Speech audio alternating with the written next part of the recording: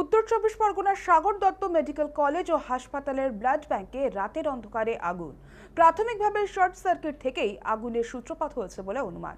খবর পেয়ে ঘটনাস্থলে পৌঁছায় পানিহাটি ও কামারহাটি ফায়ার ব্রিগেডের দুটি ইঞ্জিন। প্রায় 1.5 ঘন্টার চেষ্টায় আগুন নিয়ন্ত্রণে আনে দমকল। ঘটনাস্থলে উপস্থিত ছিলেন হাসপাতালের অ্যাসিস্ট্যান্ট সুপার গোপাল সামন্ত, ব্লাড ব্যাংকের এইচওডি প্রিয়াঙ্কা রায় ব্যানার্জি এবং পুলিশ। তবে বড় ধরনের ক্ষয়ক্ষতি না হলেও সূত্রের খবর অনুযায়ী ব্লাড ব্যাংকের কিছু গুরুত্বপূর্ণ নথি আগুনে পুড়ে নষ্ট হয়েছে।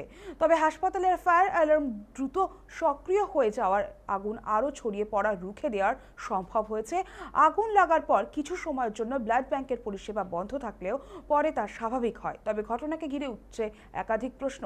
সূত্রের দাবি, আগুন লাগার সময় সংশ্লিষ্ট বিভাগে কোনো কর্মী উপস্থিত ছিলেন না। এত গুরুত্বপূর্ণ একটি বিভাগে সেই সময় কর্মী না থাকার কারণ কি? কর্মী থাকলে কি ক্ষয়ক্ষতি এড়ানো যেত? গুরুত্বপূর্ণ নথি নষ্ট হওয়ার ঘটনায় এই প্রশ্নেই এখন সবার সামনে উঠে আসছে। আপাতত প্রকৃত কারণ তদন্ত শুরু করা হয়েছে।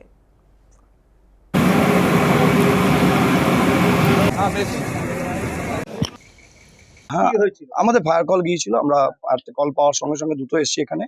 এখানে যে আপনারা দেখছেন ব্লাড ব্যাংক, একটা ওদের স্টোর রুম যেখানে থাকে, তার রেফ্রিজারেটরে লেগেছিল আগুনটা।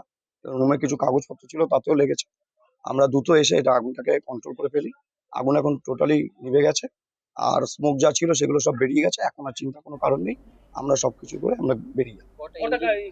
দুটো ইঞ্জিন এসেছিল, একটা কামারহাটি থেকে এসেছিল, একটা পানি জল নিয়ে কাজ করেছি।